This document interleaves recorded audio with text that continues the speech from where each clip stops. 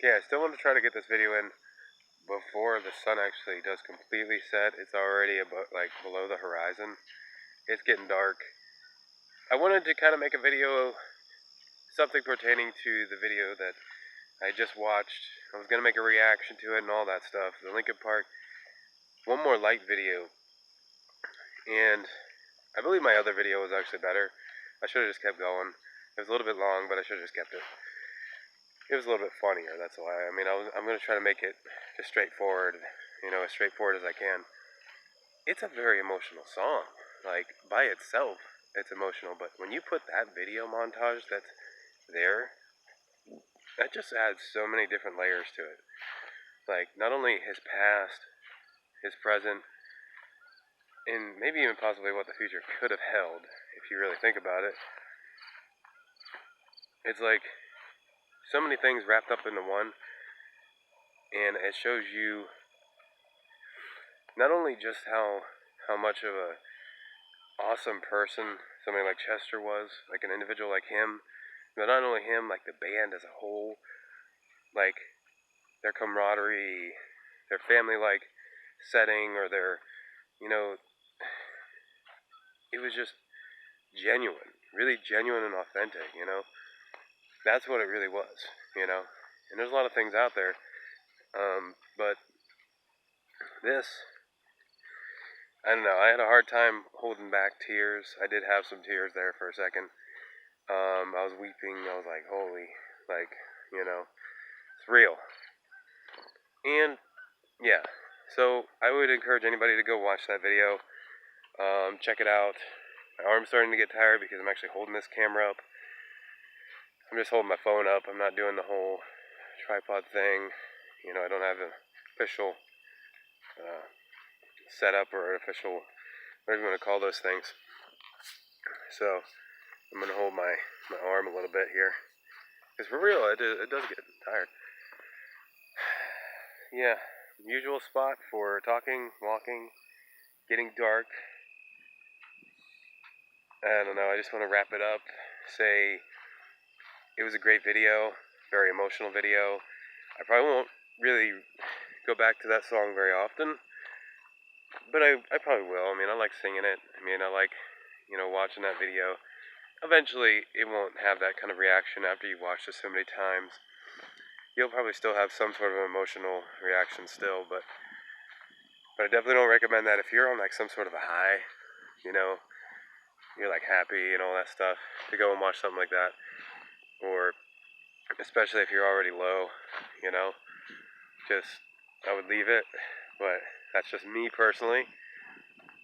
But yeah, not only does it show all of those aspects to Chester and the band and all that stuff, the stuff that's going on behind the scenes that you don't necessarily see or understand, maybe, on the surface. Watching somebody, looking at somebody, you see a person that has really fantastic, great, wonderful life. But underneath, something, just isn't quite right. And you could hear it in the songs and the lyrics. If you really pay attention to a lot of that stuff, it's so in your face. And it's like, it wasn't just him singing about his pain, his torment, and trying to help other people through theirs. He was literally like crying out for help. And, his last shows and all that stuff, you could tell, he was trying to connect so badly and emotionally to his fans. Like, he was just reaching out, not only to them, but maybe he was reaching out, in some other way. And perhaps he already had help, he probably already had people by his side, but it might not have been, I don't know, like for some people, it might go past that, even if they have help, even if they have meds and other things like that, or maybe they have too much pride, they don't want to take meds, maybe they don't want to go to counseling, maybe they don't want to do this. I don't know what it could have been, but things like this are preventable. If you decide to, and I have my own whatever's going on here, because it hasn't been 100% diagnosed yet. I've been told it could be a mood-based form of schizophrenia or something like that, or it was an undiagnosed anxiety disorder at one point. Like, I went to a behavioral health unit for what was going on. But I think they said, my counselor had mentioned something to me. She had said it could be, I'm trying to remember now. I just typed it out. It's schizoaffective.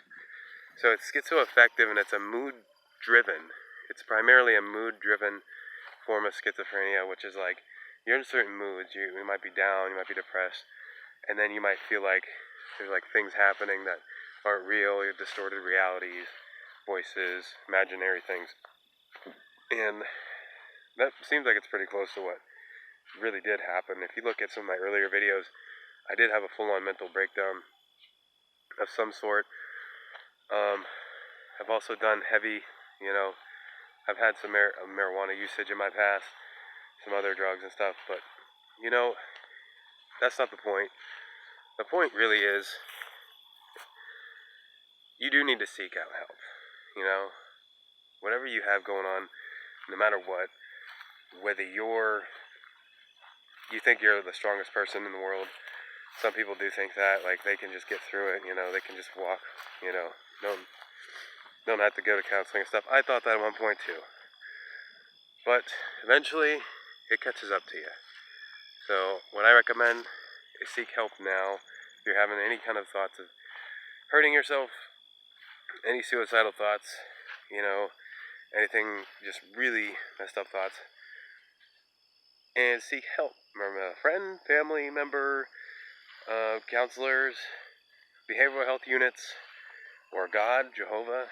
If you want to seek out Jehovah, I know Jehovah does help you to some degree, but some cases might be really severe. So you really do need those lines of communication, those helping hands out there in life. So I would recommend that. Go watch the video if you want to. Go to the websites and stuff like that. Really cool, really emotional and deep stuff. But anyway, I just want to end this video. Tried to keep it as short as I can, but I don't think it's that short. Thank you for stopping by, and see you on the next one, I guess.